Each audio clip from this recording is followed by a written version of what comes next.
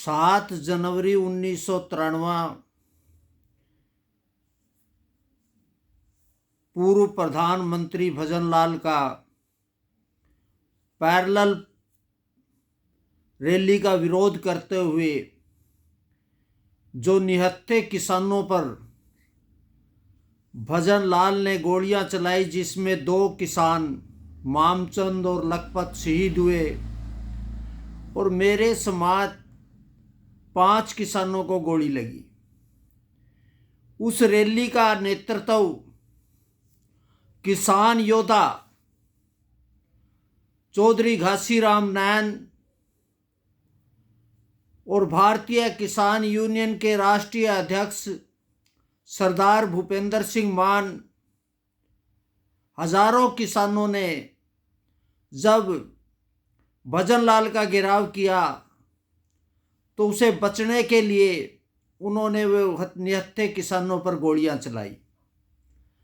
और मसला ये था कि जब बिजली बिलों को लेकर, बकाया बिजली बिलों को लेकर जो दरें बढ़ाई गई थी, उसका विरोध करते हुए किसानों ने जब मांग के लिए चंडीगढ़ में गए तो किसानों को चंडीगढ़ में घुटने नहीं दिया।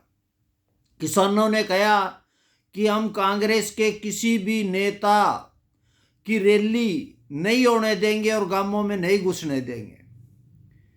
तो उस मांग को लेकर निहत्थे किसानों पर जो अत्याचार किया था भजनलाल ने, कांग्रेस सरकार ने, और उसके बाद लगातार उस बिजली आंदोलन में लगभग 52 किसान शहीद हो चुके थे।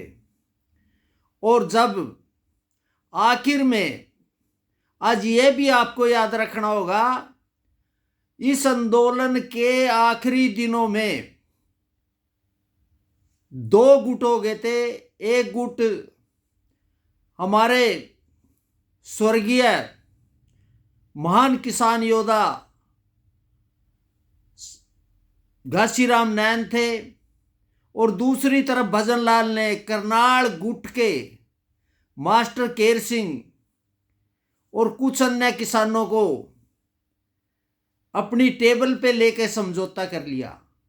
लेकिन उस समय घासीराम नैन ने जो लड़ाइयाँ लड़ी, उसके बाद टुहाना कंडेला कांड, किसानों ने फिर भी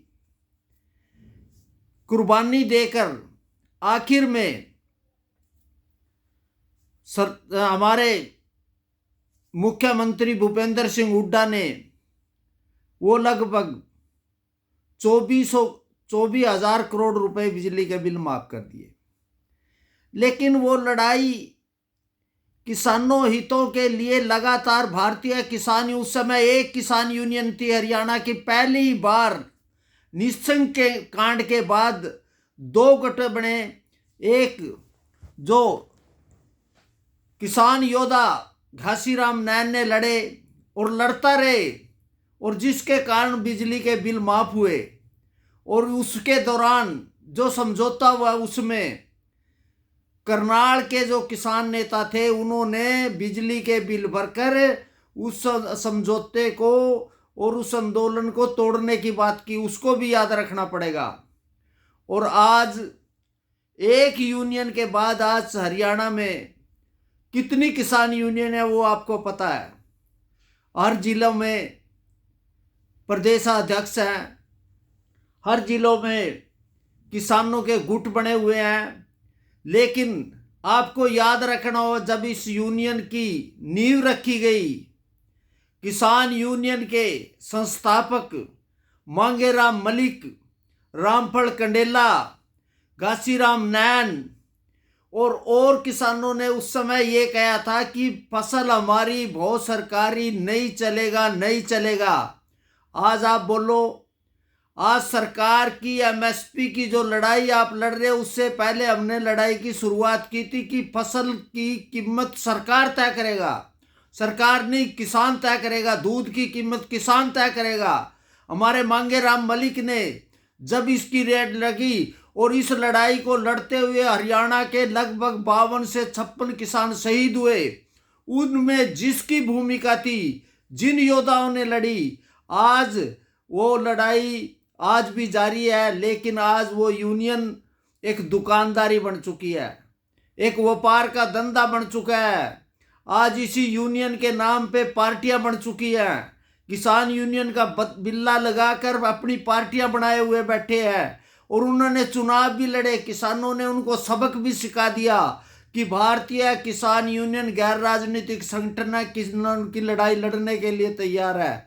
लेकिन मेरा सभी किसानों से है कि आप किसान की लड़ाई के लिए एक खुला बाजार, मंडी की जो लूट है, मंडी का जो लुटेरे हैं मंडी के अंदर आड़ती, आपकी बार पिछली बार जो धान की लूट हुई उसमें जो मंडी की भूमिका थी, मंडी के आड़ती, सेलर, मालिक, खरीद एजेंसियों ने जो लूट किया, उसका कारण भी यही है कि कुछ तथाकथित किसान नेता वो आड़ती बने बैठे हैं। आड़तिया की दुकान है और वो किसानों का चोगा पैर कर किसानों को लूट रहे हैं।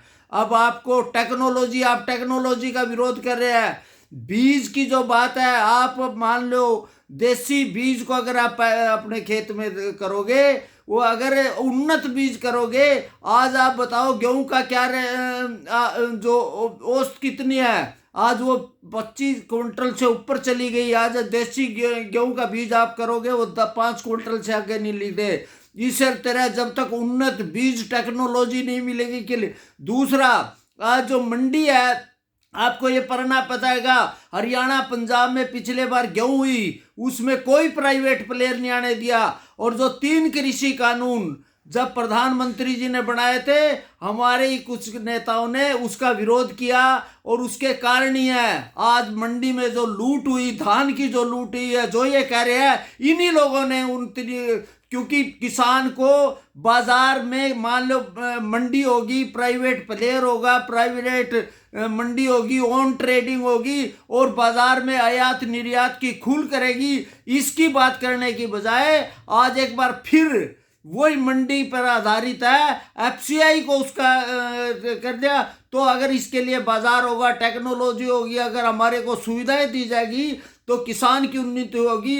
लेकिन आज किसानों के मुद्दे भटकाए जा रहे हैं। आज इस शहीदों की याद रखने के लिए सबसे पहले है कि मांगेराम मलिक और किसान यूनियन के घासीराम नैन जैसे योद्धाओं ने जो इसकी नींव रखी थी, उसको बरकरार रखना करेगा।